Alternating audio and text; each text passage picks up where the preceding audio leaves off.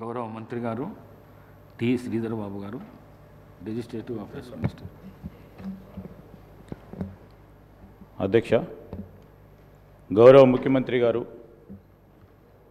ప్రవేశపెట్టిన తీర్మానాన్ని బలపరుస్తూ ఈరోజు మాజీ ప్రధాని డాక్టర్ మన్మోహన్ సింగ్ గారి మృతి పట్ల సంతాపాన్ని వ్యక్తపరుస్తూ డాక్టర్ మన్మోహన్ సింగ్ గారు ఇంతకుముందు పెద్దలందరూ చెప్పినట్టు మన దేశ రాజకీయాల్లోనే ఒక మహోన్నత శిఖరాలకు ఎదిగి ఆనాడు స్వాతంత్రం వచ్చిన తర్వాత జవహర్లాల్ నెహ్రూ గారు కానీ, ఇందిరాగాంధీ గారు కానీ, రాజీవ్ గాంధీ గారు కానీ, పివి నరసింహారావు గారు ఏర్పాటు చేసిన పునాదులపై ఒక సమున్నత ఆర్థిక సౌధ్యాన్ని నిర్మించారు అధ్యక్ష. భారత ఆర్థికాభివృద్ధికి, ఈ దేశ అభివృద్ధికి ఆ నలుగురు తమ తమ విలక్షణ మార్గంలో వారిదైన తీరులో దోహదపడితే డాక్టర్ మన్మోహన్ సింగ్ గారు ఆ పునాదులపై అనేక పాలసీ విధానాలు, సరళీకృతమైన విధానాలను మరింత పటిష్టపడుతూ ఆనాడు మరి ఆ నలుగురి నేతల ప్రగతిశీల దృక్పథానికి పరాకాష్ఠగా నూతన శకనానికి అనుగుణంగా రూపుదిద్దుకునే కార్యాచరణ మొదలుపెట్టారు అధ్యక్ష. మనం ఆ రోజు జవహర్లాల్ నెహ్రూ గారి గురించి ఆలోచన చేసి మిశ్రమ ఆర్థిక విధానం ద్వారానే దేశ పారిశ్రామిక పునాది సాధ్యమవుతుందని ఆ రోజు నెహ్రూ గారు పునాదులు వేస్తే, దాని తదుపరి బ్యాంకుల జాతీయకరణ, సాగునీటి రంగం, ముఖ్యంగా హరిత విప్లవానికి ప్రాధాన్యత ఇస్తూ ఇందిరాగాంధీ గారు ఆ పునాదిని ఇంకా కూడా బలంగా ముందుకు తీసుకెళ్లారు అధ్యక్ష. 80వ దశకంలో కంప్యూటర్లను, కమ్యూనికేషన్ వ్యవస్థను భారతదేశ చరిత్రలోనే ముందంజలో ఉండాలని రాజీవ్ గాంధీ గారు వేసిన ఈ కార్యక్రమానికి మరి ముందుకు తీసుకెళ్తూ 91 సంవత్సరంలో ఆనాడు కాంగ్రెస్ పార్టీ నాయకత్వంలో పివి నరసింహారావు గారు ఆనాడు ఉన్న ఆర్థిక ఇబ్బందులకు సంబంధించి ఇంతకుముందు పెద్దలందరూ చెప్పినట్టు ఒక నూతన అధ్యాయాన్ని ప్రారంభించి 91 సంవత్సరంలో మరి ఇంతకుముందు మా సోదరులు కేటీఆర్ గారు చెప్పినట్టు మన తెలుగు బిడ్డ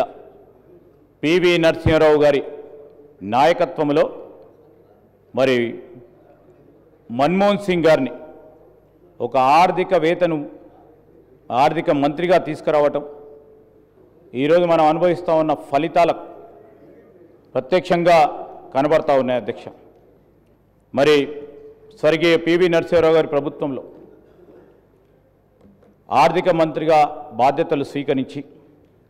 అప్పుడున్న క్లిష్టమైన పరిస్థితులను అధిగమించడంలో మరి పివి నరసింహారావు గారు ప్రధానమంత్రిగా, వీరు ఆర్థిక మంత్రిగా, ప్రణబ్ ముఖర్జీ గారు మరి కామర్స్ మంత్రిగా, ఇతర మంత్రివర్గ సోదరులందరూ కూడా కలుసుకొని మరి ఆనాడు సరళీకృతమైన ఆర్థిక విధానాలను తీసుకురావటం మన దేశ ఆర్థిక పురోభివృద్ధికి దోహదపడ్డాయి అధ్యక్ష. ఈ తరుణంలో మరి భారతదేశం ఏదైతే రాజీవ్ గాంధీ గారు ఆలోచన చేశారో రాబోయే కాలంలో సాంకేతిక పరంగా మన భారతదేశాన్ని ముందుంచాలని ఆలోచన చేశారు. మరి వారి ఆలోచన మేరకు ముందుకు నడిపి పివి నరసింహారావు గారు కానీ, దాని తదుపరి మన్మోహన్ సింగ్ గారు చేపట్టిన అనేక కార్యక్రమాలు మనకందరికీ కూడా ప్రతీకగా నిలిచాయి అధ్యక్ష. ఇంతకుముందు పెద్దలు చెప్పినట్టు మరి ఈరోజు జాతీయ ఉపాధి హామీ పథకం ద్వారా గ్రామీణ ప్రాంతంలో ఉంటున్న పేదవారికి ఉపాధి కల్పించడం, దాని తదుపరి మరి అనేక సంస్కరణల భాగంగా ఎన్నో కార్యక్రమాలు చేపట్టిన పెద్దలు మన్మోహన్ సింగ్ గారి ఆలోచన విధానానికి మనం అందరం కూడా ఈరోజు చర్చించుకుంటున్నామంటే వారు ఒక ఆలోచన భాగంలో ముందుకు తీసుకెళ్లే ప్రయత్నం ఒకసారి మేము గుర్తు చేసుకోవాలి అధ్యక్ష. ఆనాడు కాంగ్రెస్ పార్టీ ప్రభుత్వ హయాంలో వారు ఒక ఆర్థికవేత్తగా గుర్తించి మెంబర్ ఫైనాన్స్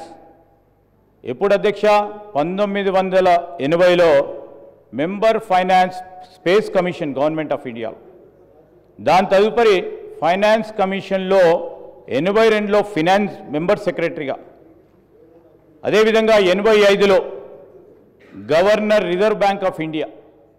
దాని తదుపరి డిప్యూటీ చైర్మన్ ప్లానింగ్ కమిషన్లో, అదేవిధంగా ఈరోజు మరి వారు ఎదుగుతూ ఉన్న తరుణంలో వారికి ఉన్న పరిజ్ఞానం, వారికి ఉన్న ఆలోచన గుర్తించింది ఆ రోజు కాంగ్రెస్ పార్టీ నాయకత్వం. ఆనాడు ఉన్న ఇందిరాగాంధీ గారు కానీ, రాజీవ్ గాంధీ గారు కానీ, తదుపరి పివి నరసింహారావు గారు మరి ఇంత గొప్ప ఆర్థికవేత్తను ప్రభుత్వంలో తీసుకురావాలని ఆలోచన చేసింది కాంగ్రెస్ పార్టీ ప్రభుత్వం. ఆ